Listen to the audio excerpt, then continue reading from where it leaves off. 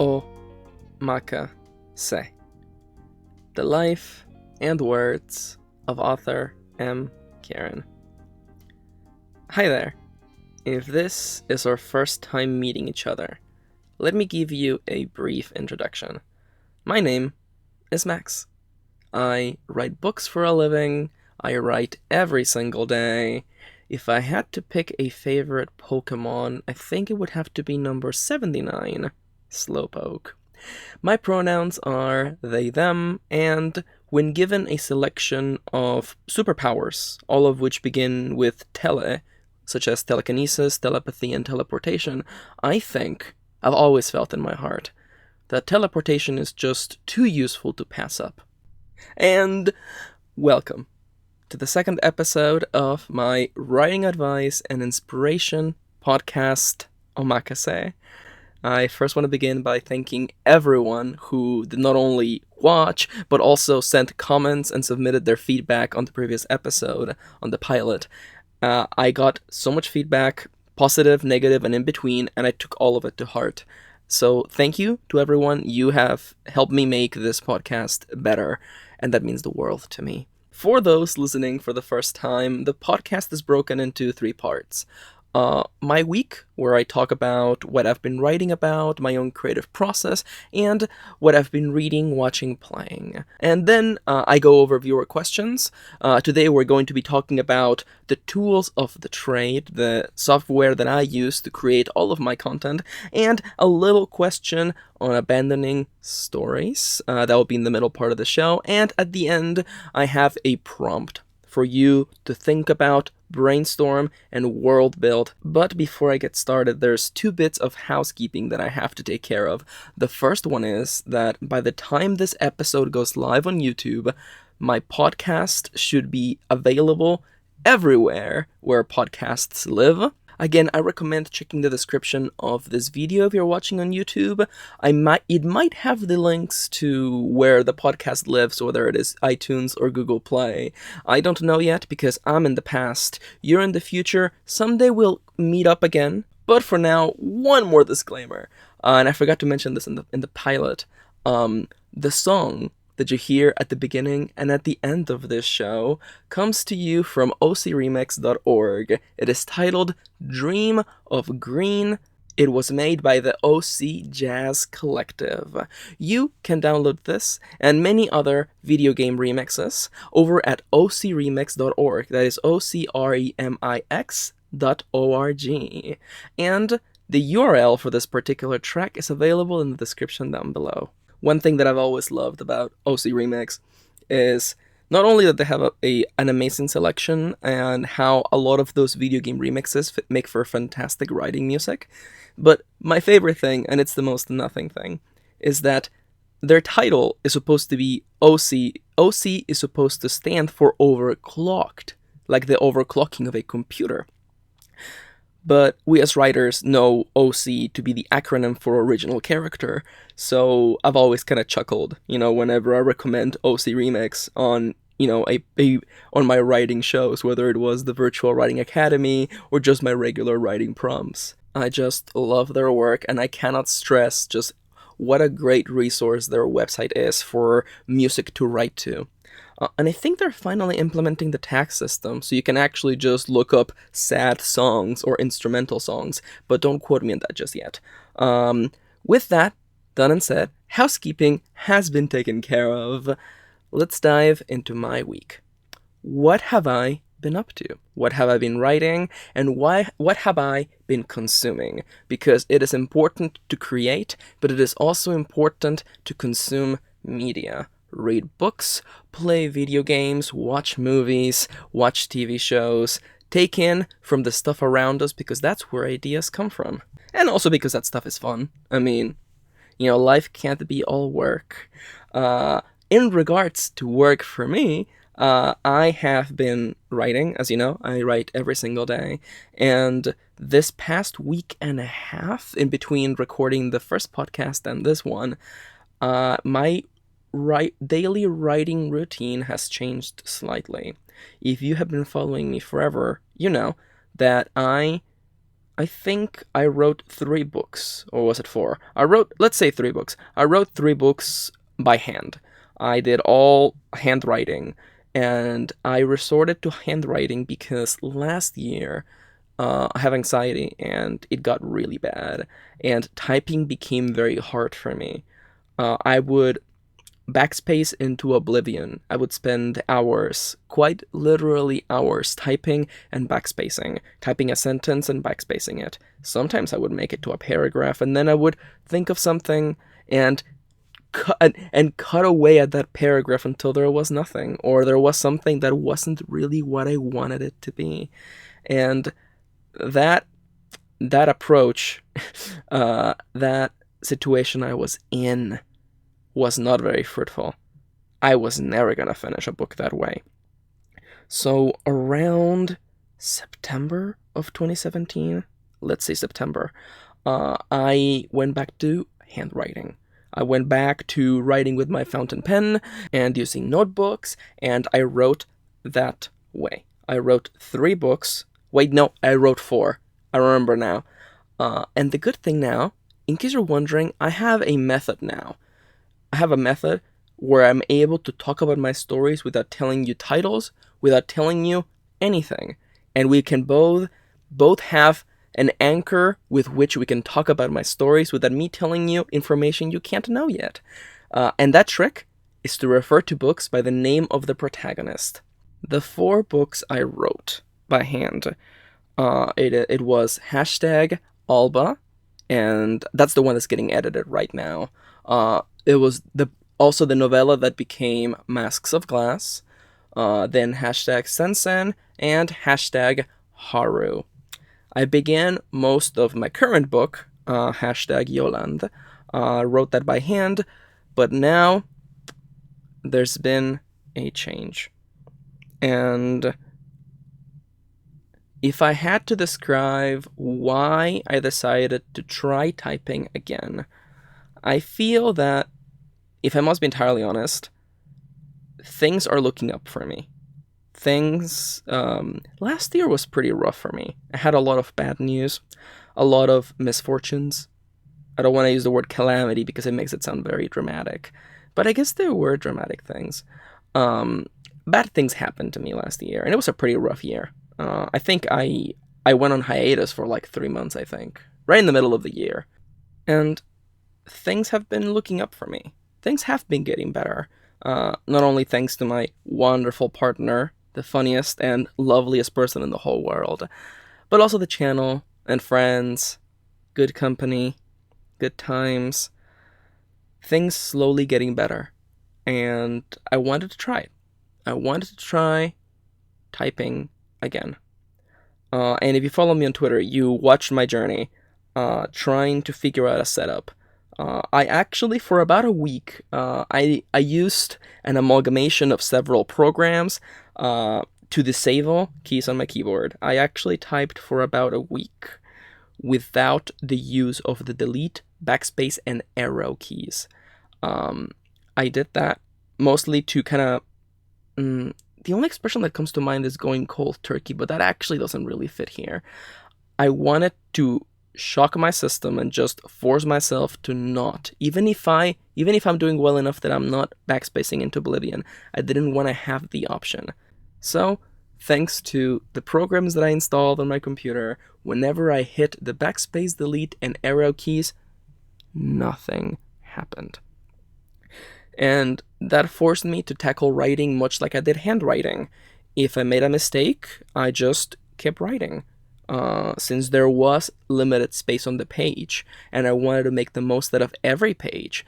Yes, sometimes I crossed words, sometimes I wrote in the margins, but at the core of it all, the reason why handwriting helped me was because I couldn't just stop. I couldn't delete the writing. So, I spent a week. Without the backspace button, and once the week was up, it wasn't that I was intentionally trying to spend the week, but it just worked out naturally. On the 8th day, I went into writing, and I actually just forgot to turn the programs on. I set up my keyboard and I just started writing, and I completely forgot about it. And it wasn't until I was halfway through my session that I actually backspaced something, and I realized, oh, the program is not running. And I made the mental checkup of like, okay, I can backspace. I haven't had the need to because I just kept writing. If I made typos, it's fine, I can fix them later. If there are problems, it's fine, I'm gonna fix them later. That's what revision is all about. You're better off just getting the writing on the page and making it prettier later than worrying about it and just, backspacing yourself into oblivion. I guess it was a lot like taking the training wheels off again. I had the backspace key, and I could backspace if I wanted, but I had spent 7 days not doing that. And it's been several days. It's been over a week since I enabled backspace again. I've been writing a lot. I've been writing at a pretty good speed, though that's not actually what matters. What matters is that I've been having fun. I've been enjoying the writing, and I haven't fallen into those moments of just backspacing everything I write. And I find that most of it is due to having done so much handwriting that I don't feel that need of just erasing a whole paragraph because a part of me, you could say, my doubts, my fears, my self-editor thinks it's not good. Whenever I get that sense, because I do get it, because I'm a human being, but whenever I get that, I get this sense of understanding that I've built up over 4 novels of writing by hand that just quite literally shouts in my head, it's fine, we'll fix it later. Because I am going to fix it later. And I think it's a very easy pitfall to fall in, especially as a beginner writer, to think that you're saving yourself time by making the first draft very, very, very polished, but you're actually not saving yourself any time. Take it from someone who's been doing this for a long time, someone who is revising a first draft right now. You think you're saving yourself time, but you're actually not. As that old saying goes, nothing wastes time like trying to save time. Just get the first draft done and get moving. That has been my advice forever. And not to immediately jump into being a radical writing advice, sir.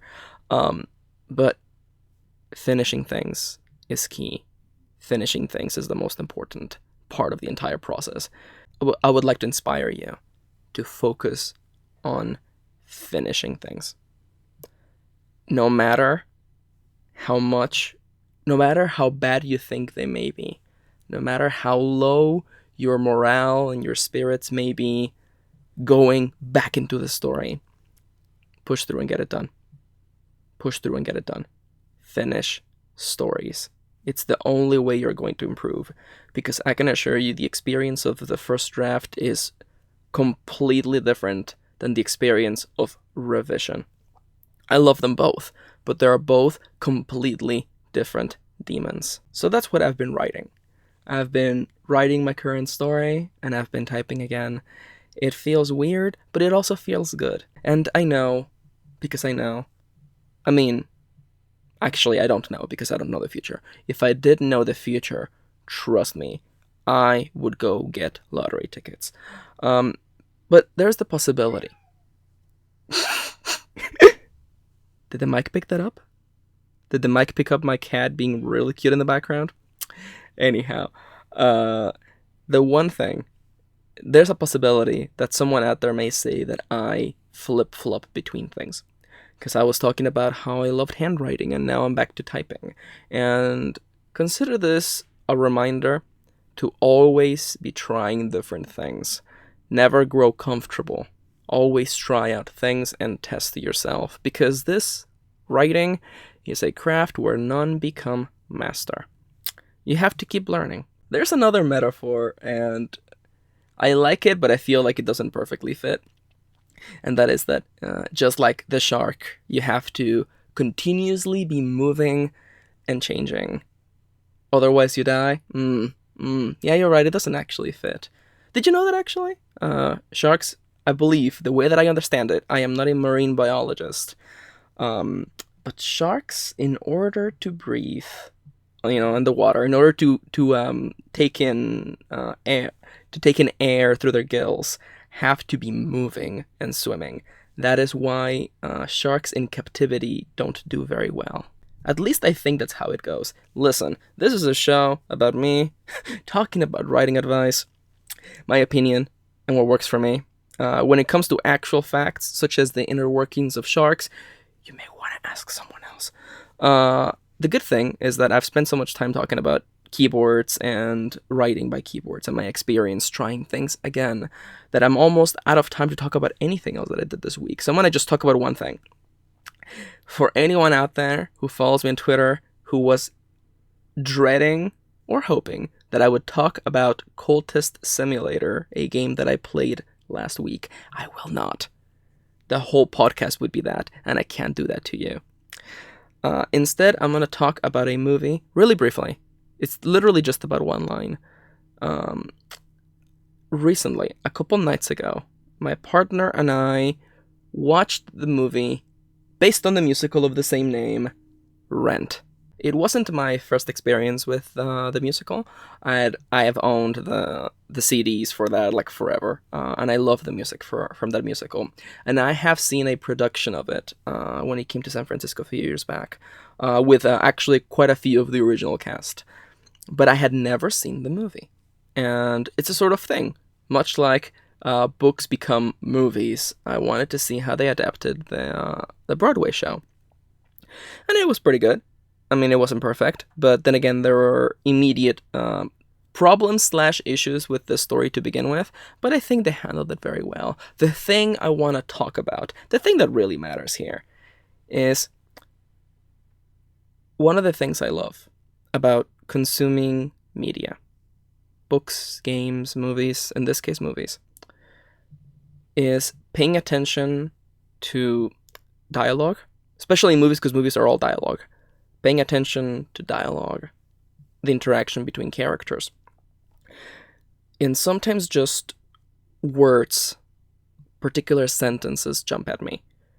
And sentences that I have, in the case of Rent, I have listened to several times. I mean, I owned the CDs for that. I've been listening to that musical for a long time.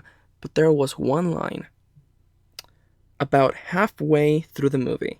And in case you don't know, Rent is a musical about a bunch of artists trying to get by, trying to quite literally pay rent during the halfway mark of the movie / musical / story. Our main characters are talking about the idea of getting out of New York. And we get the song titled Santa Fe, in which our characters daydream about going out of New York, going to Santa Fe and opening a restaurant. And I like that song. It's a very good song. But there was one line that I didn't notice. It didn't jump at me until maybe now, because of my experiences this last year, or just the stars aligned. And I noticed a line during the song Santa Fe. In this part of the song, our main character, Tom Collins, is talking about his frustration, worrying, but also feeling frustrated about, being a philosophy teacher in a time when students just want to watch television. And he says, but all this misery doesn't pay salary. And it stuck with me. I really like that line. And it was a sort of thing where I'm doing really well now. And I only really have a few little, problems here and there. They're not quite giants I have to go out and slay. But, everybody's got things in their life. And I have a couple little things. And I could tell you personally that I've been worrying a lot about certain things. So, hearing that line, it's a sort of thing of like, everybody thinks a lot about money as the resource that deals with everything, but people overlook time. And when you're spending time worrying about things, especially things out of your control, you're wasting your life. Time's passing by. And you can spend your whole life worrying. And I couldn't help but the next morning just write that in my bullet journal. I couldn't help but just write that in big bold letters. All this misery doesn't pay salary. And I like that. And it's been something, a little bit of an anchor to the thoughts that I've had recently. And I wanted to share that with you.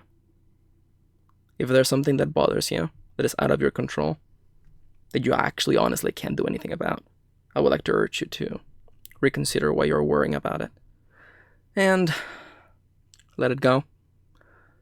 Let it pass. Think of something else. Work on something. Devote yourself to projects that sell.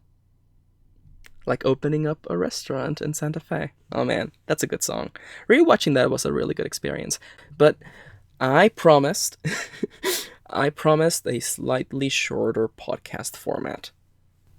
It will probably still be like an hour on the dot, but I did promise it would be shorter. So now my update is out of the way, which means that we're done with the first third of the podcast, which reminds me I have to go over the sponsors. This show here is brought to you thanks to my patrons. Patreon.com/mkieran is the #1 way to support me and what I do. By pledging just $1 a month, you get to watch all of my videos and listen to all of my podcasts a week before they go live on YouTube, iTunes, and wherever else podcasts live.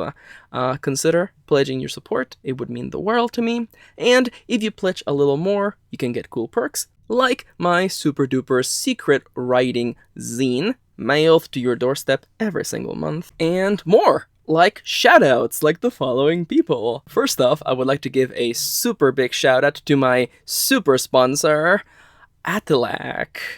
Attilak has a Deviant page with their writing and their art. You can go check them out over at deviantart.com/Attilak.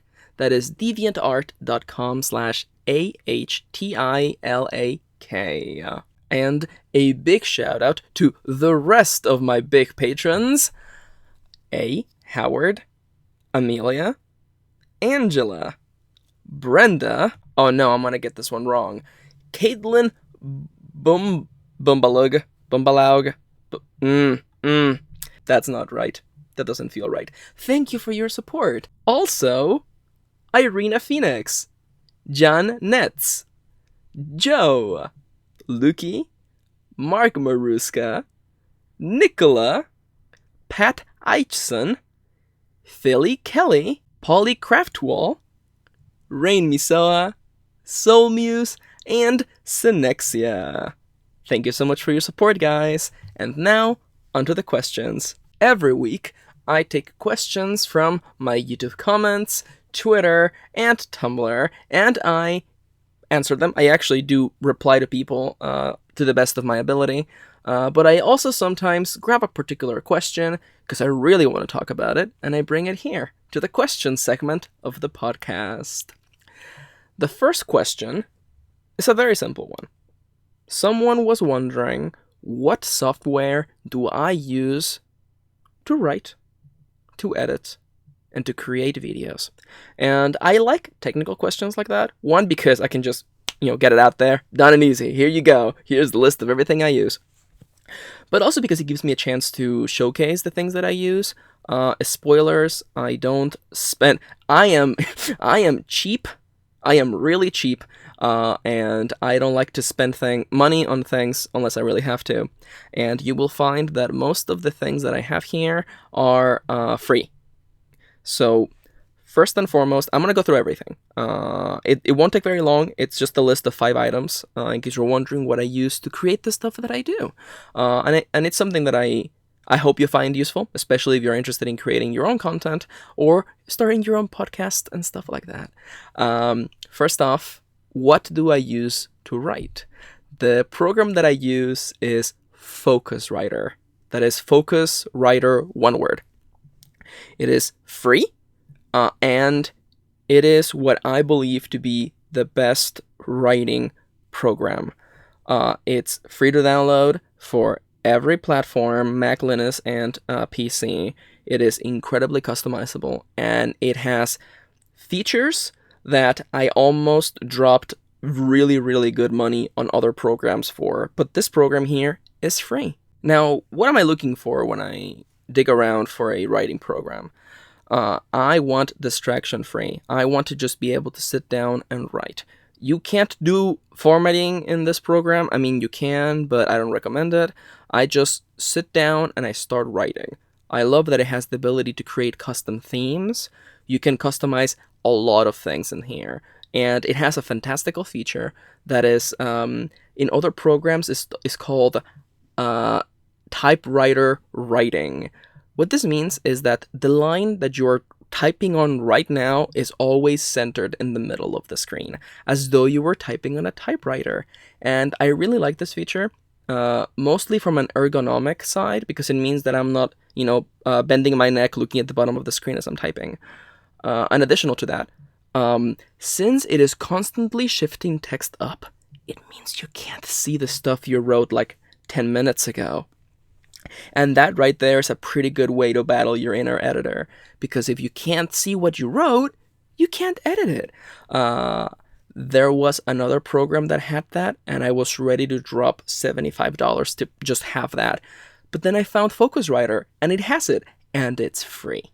Also, Focuswriter has other really cool features, like the ability to have daily goals and do timers. I just actually started using those. And I love that when you have like an interval, like let's say you want to write for 25 minutes or a Pomodoro, to those of you that know the Pomodoro method, once the timer is up, it pops a little window with your stats, how much you wrote and from when to when you wrote. It's actually really cool. And I'm just now starting to use those things because there are so many features in this one program, and I cannot recommend Focuswriter more. And it's just so customizable, like the ability to make your writing environment look just like you want it to. That's just priceless. That's just priceless. You can't put a price tag on that. Though, I mean, free is pretty good. Talking about other free programs, where do I store my writing? I use Evernote. Of course, you can use places like Google Docs as well. I just really like Evernote, mostly because all of my writing is kept as just text files.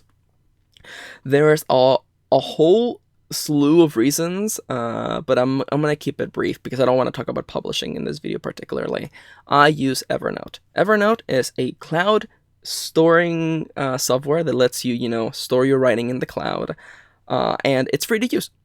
The basic package, I believe it gives you 60 megabytes of storage monthly, and if all you're doing is writing, you will never hit that storage limit.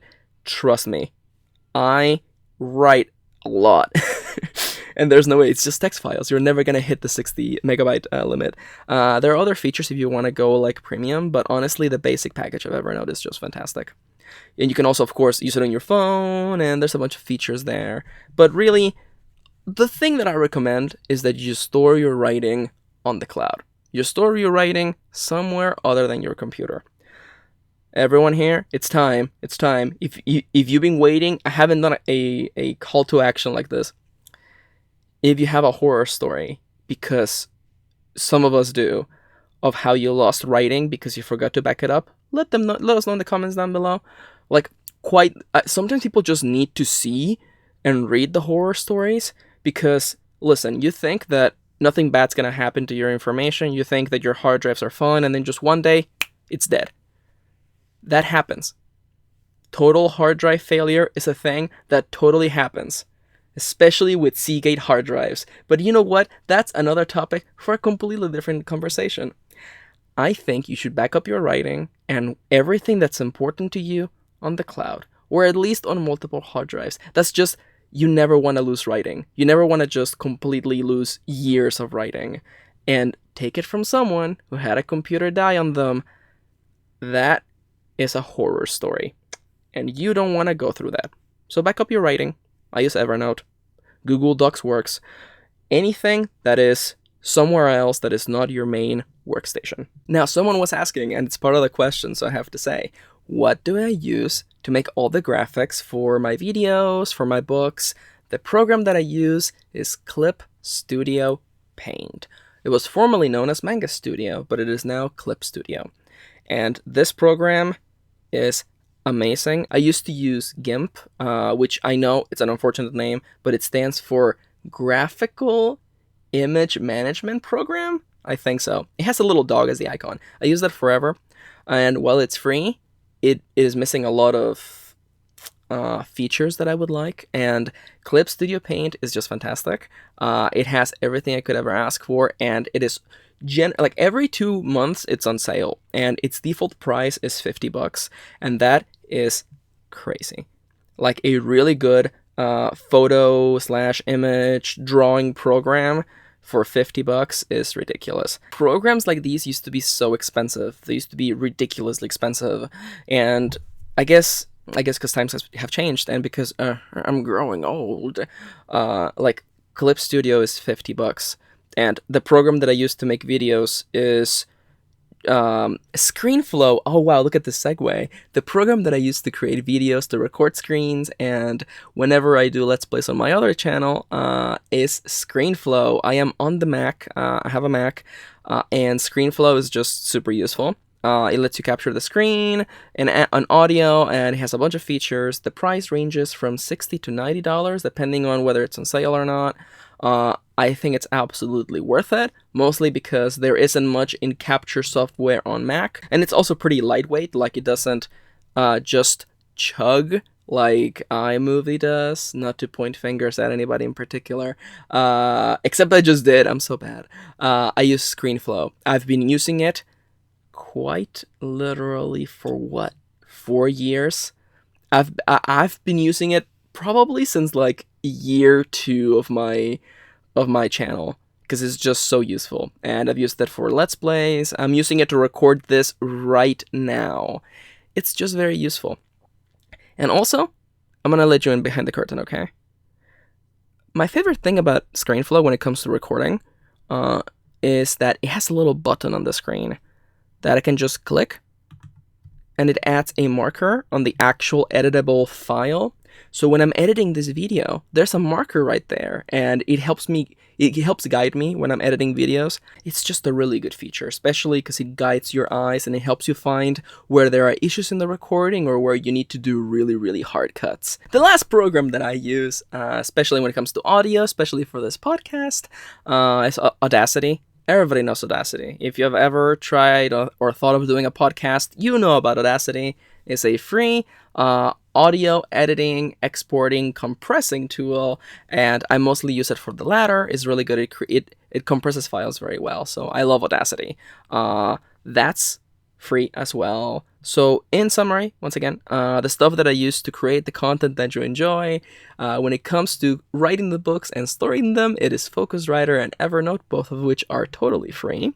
When it comes to making the visual assets that you see on my videos, the thumbnails, and the covers of my book, it is Clip Studio Paint. And when it comes to making videos and exporting and or compressing audio, it is ScreenFlow and Audacity.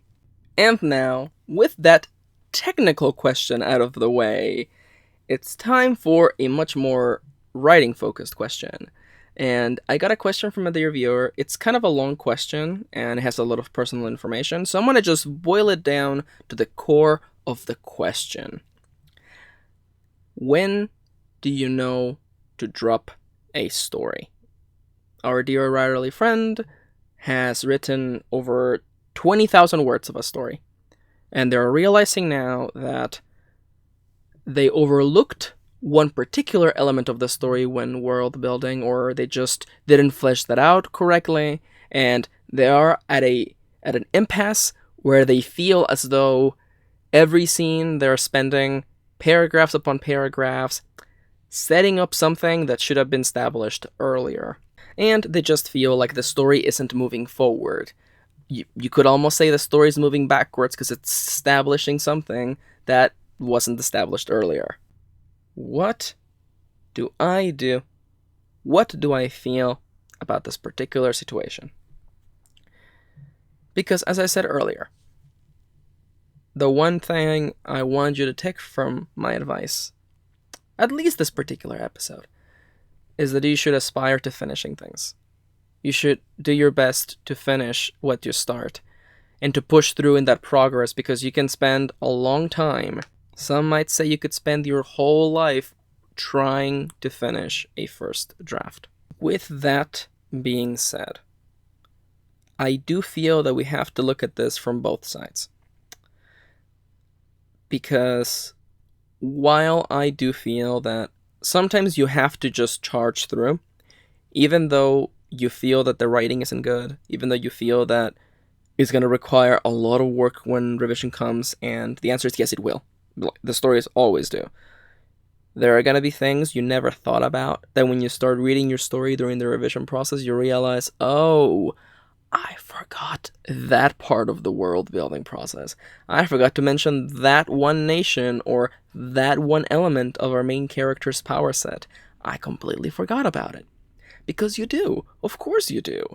You're discovering the story as you're writing it, so of course there are going to be things you overlook, things you forget about. And that's okay. That doesn't make you a bad writer. Everybody deals with that. The real test is taking that first draft with all of its faults and try to make it something better. That right there is the real challenge of revision. But I also do realize that sometimes you have to cut your losses. And I'm not saying this to kind of provide you a balanced argument. What I'm doing here, when I'm giving you my advice, my opinion, and what works for me, I'm ultimately telling you what I actually feel and what I've experienced in these kind of situations. Because I've done both. I've done both things. I have powered through a story. I have headbutted my way. I have broken the writer's wall through just the sheer power of my forehead, just smacking it against the wall until it cracks open. Sometimes you do that. And I have also just dropped stories. I don't want this to become a matter of, showing off, but I have easily let go of, hundreds of thousands of words that I've written over several stories, because sometimes starts don't work, or because sometimes something changes, or because sometimes, most of the time, I make a mistake. I realized something about the story, or I realized a problem in my own world building. And that happens, I never want you to get the feeling that I don't make mistakes, because that's not true. I make mistakes all the time. But what matters is not that we have problems or that we sometimes make mistakes. What matters is how we deal with these things and what we do because of them, how we react to them, how we emerge from those situations. And the worst part is that there really isn't a clear-cut answer to the situation. This is one of those instances where I feel that you the writer, you the person dealing with this right now, you know more about it than I ever will. And the answer lies ultimately inside of you. I have done both. I have pushed through the wall, and I have revised mercilessly, and I have just let go of stories. Because sometimes stories don't work out, and that's okay. It doesn't make you a worse writer. It doesn't make you a bad writer that you dropped a story after 20,000 words. Stuff happens. I think most of the time for me, life gets in the way. Something happens, some personal calamity strikes, and I lose a lot of motivation. And not to get real with you, but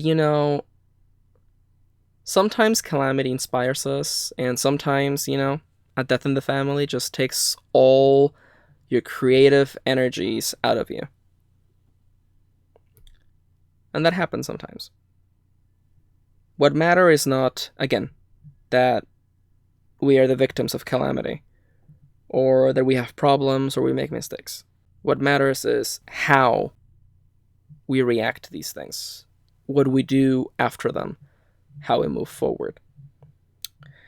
And, dear viewer out there, dealing with this at the moment, I want to inspire you to look into yourself.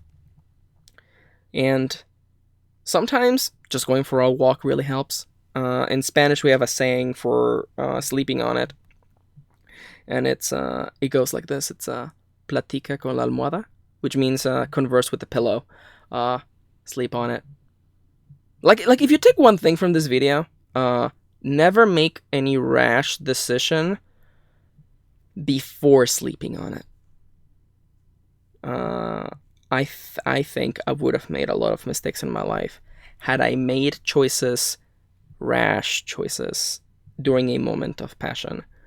I think I would have made a lot more mistakes this life had I not slept on choices.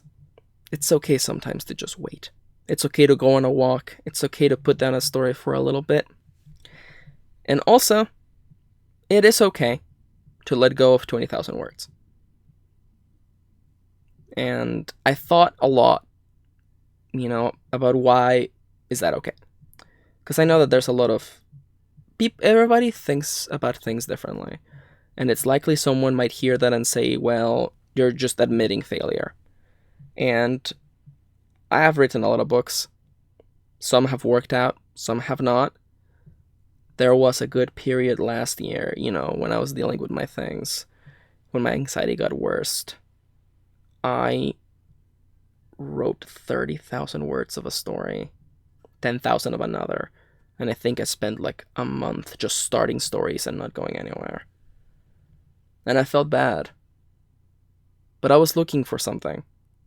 Ultimately, I was looking for my own voice again, especially, after personal things.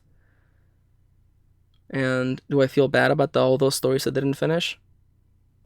A little. But those stories will always be there. I can always come back for them. I can always try again. My one thing is this. The time we have now is the time that matters the most. And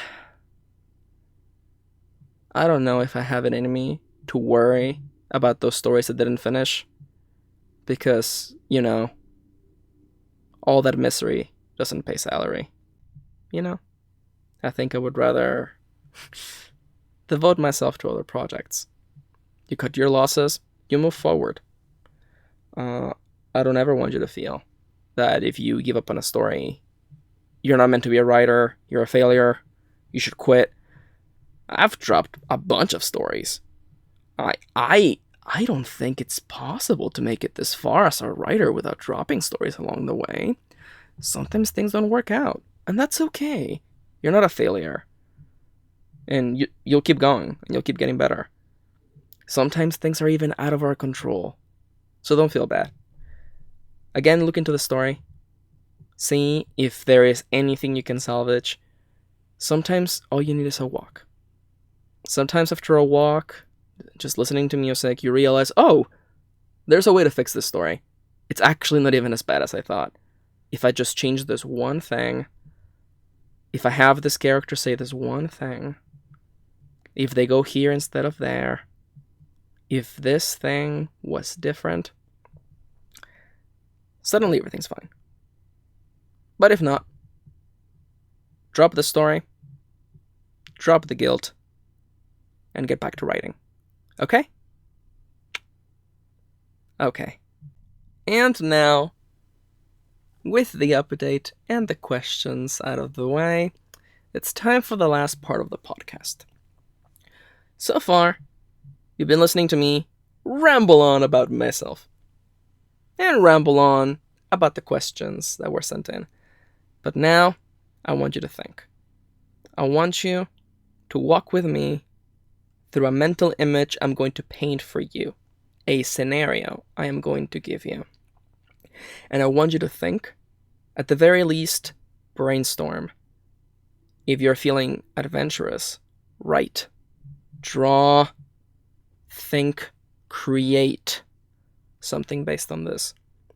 As always, the prompts that I provide here are yours to twist, morph, have fun, create, make. That is what matters.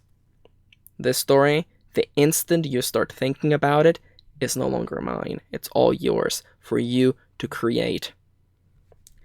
You don't even have to link people to this podcast. You do with that prompt as you see fit. The only thing I ask for is that if you ever make anything out of it, you let me know. I might want to read it. I might want to look at that image you made. I might want to play that visual novel you make. The exercise here is to think. I'm going to provide you a situation, a prompt, what I would do, and of course questions. Because to create stories, we make questions.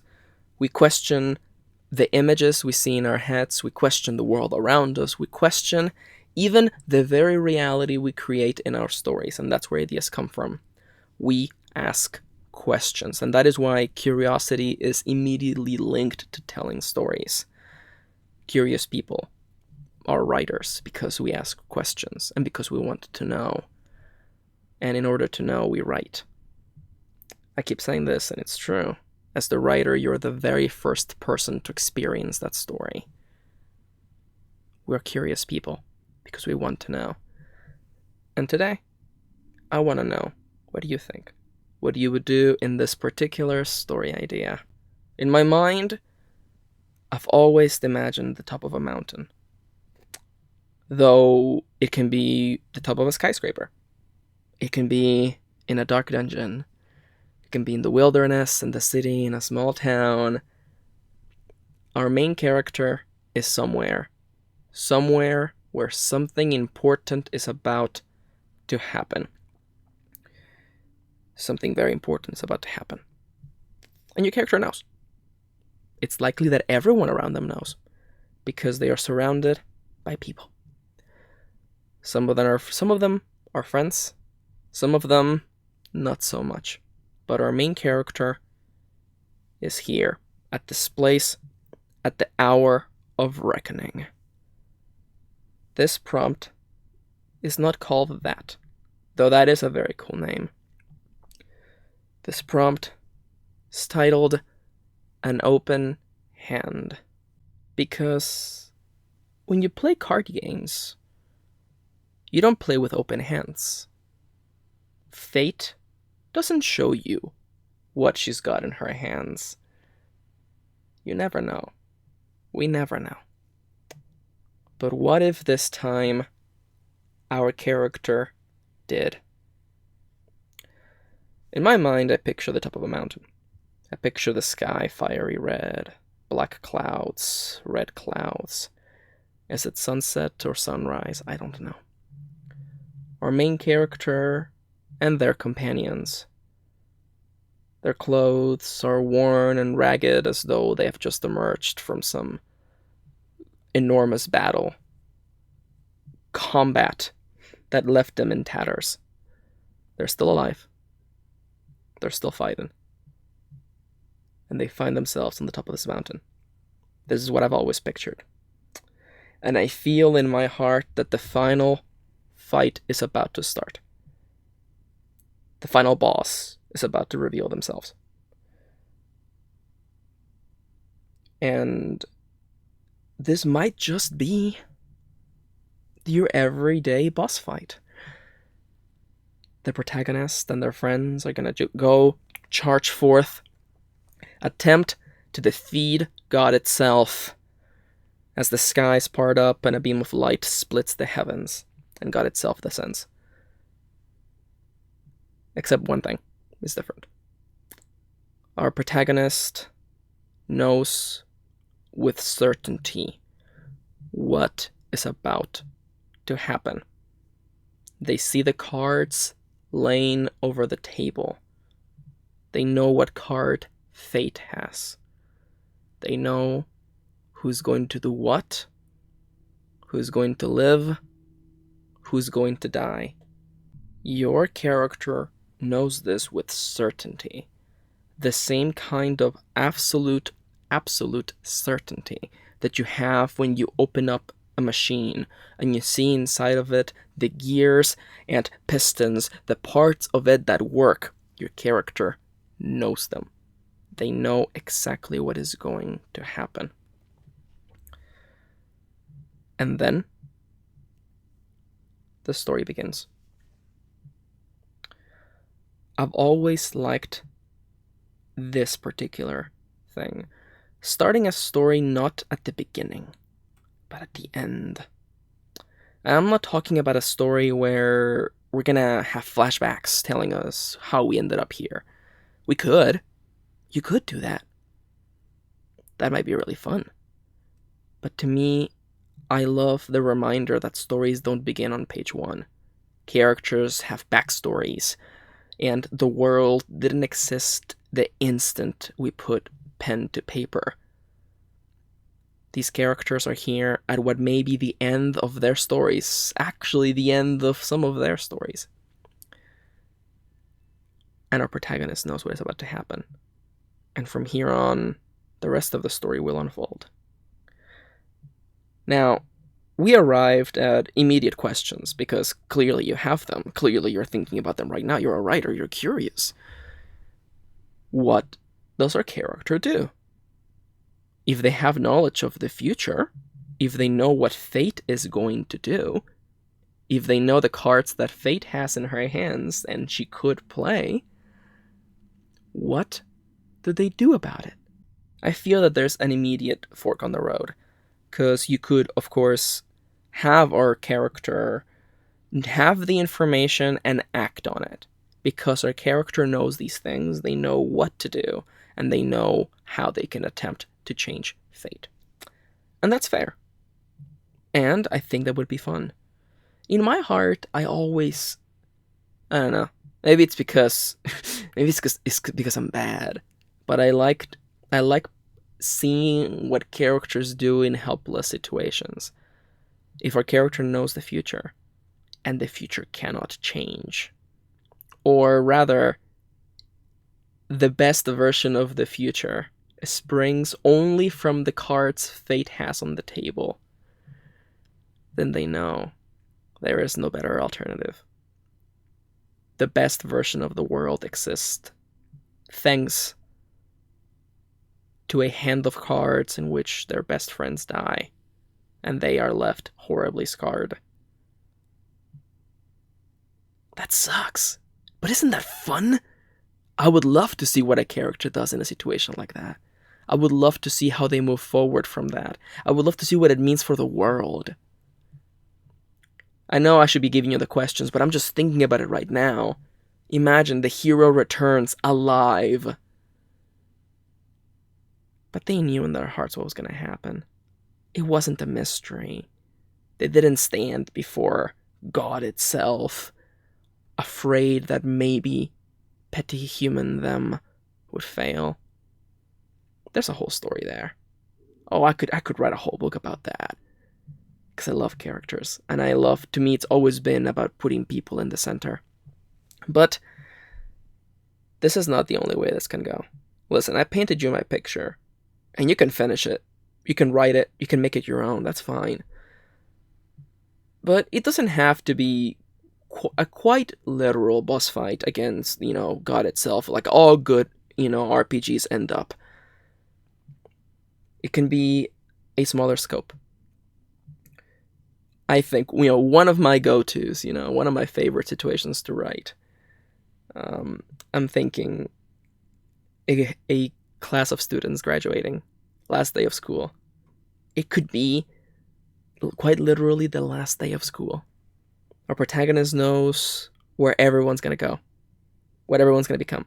It's like our character has watched that part of the movie where you see like the little montage of she grew up to do that, and he grew up to do this, and the really sad ones such as oh, this character went to this college and then had this tragic fate happen to them. Last day of school. Our protagonist knows everything. They have seen that part of the credits. What do? This is the last time they get to see their friends. Probably the last time forever. How do they know? What do they do? Do they dare try to change things?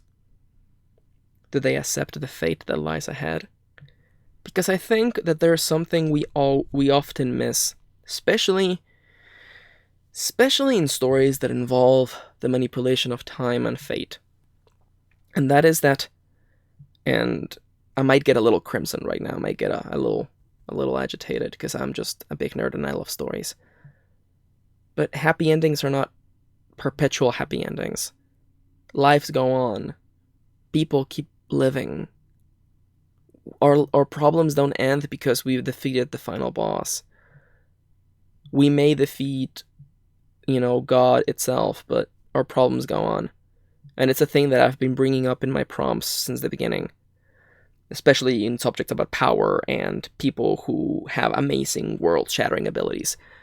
You may be able to, change time, modify the hand that fate holds, but that doesn't change all of your problems. Even a character like that must one day die and face the nature of their own mortality. And that's the sort of stuff you can't get away from. That can't change. There are hard-grounded realities to who we are as people. And a part of me, I don't know, I don't want to touch on different things right now, but I love the idea that, yeah, of course the ending is not the ending of the story, because stories always go on. And what would push a character? What would push someone who knows what lies in store, who knows what fate holds, to not act on it? What kind of person would do that? Would that make them a bad person or a good person? I don't know. And I think that's the point. I don't come into writing wishing to make a point. I think the characters make a point eventually, and I just make sure that it all makes sense in the story. I come into stories because I'm curious. I would love to see a story where the main character knows what's going to happen. How do they handle it? How do they live with themselves? How do they justify it? Because we as humans, we're very good at justifying our choices. Sometimes with very faulty logic. But how would a character like this sleep peacefully at night? And, as I said, there are various ways of doing this. At the core of it all, we have a situation in which a character knows more than they let on, knows more than the people around them, knows about what lies ahead. It may be a vision, a dream, quite literally Fortune herself appearing before them. Or it might be something more magical, something more scientific. A machine that lets you see what lies ahead. If this prompt inspires any creativity in you, let me know in the comments down below. If you have ideas on what the brainstorming, or if you would like to share the brainstorming you have done in your head, let us know. This stuff is always fun. It's just to externalize it, to think about it. Think about stories. How would you handle a story like this? What would it look like? Where would it take place? What is it like for someone to know what lies in store? It happens every time. Every time I do the prompt section, and I do come in with a little bit of notes. I don't have a script because that's too much work.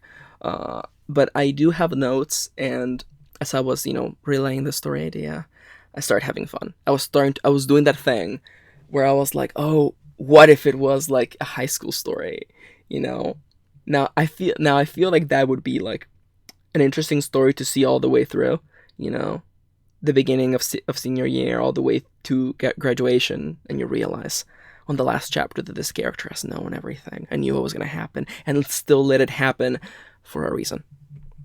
That would be cool. I like that. That sounds like fun. You should write that. I'm too busy. I don't have time to do that, but you should. You should take that story idea and make it something exciting for you. Something that only you could make. Okay? Okay. And now, we find ourselves at the end of the show. I want to thank you for watching. This, man, I love it. I love recording this so much. I always start out a little bit slow But once I get in the zone, it feels so natural to me. And I feel like I had been missing this for a long while. I hope you had fun. And I hope that by now, this podcast is available on all the apps, hopefully. I mean, because I'm not gonna lie to you, I actually prefer to use like the podcast app to listen to podcasts, because YouTube is a little bit iffy. But I know like in the feedback that I got, like it was actually like down the middle. Like people were like, "Oh, I like it, but I just want it to be available as a podcast already," and the other half were like, "Oh, that's good, but it's still gonna be a YouTube video, right?" And the best thing is that everybody gets what they want. And that's good, because I feel like sometimes content creators forget about, people consume their content in various different forms. And variety, a multiple choice of ways to enjoy media is a good thing. But anyhow, before I finish everything, I want to say thank you. Thank you for listening. Thank you for spending a little bit of your day with me. I hope that you enjoyed your walk, that you had fun drawing, making assets for your visual novel, washing dishes, playing with your cat, or playing Stardew Valley while you had me in the background. Thank you for listening, and I'll see you next time.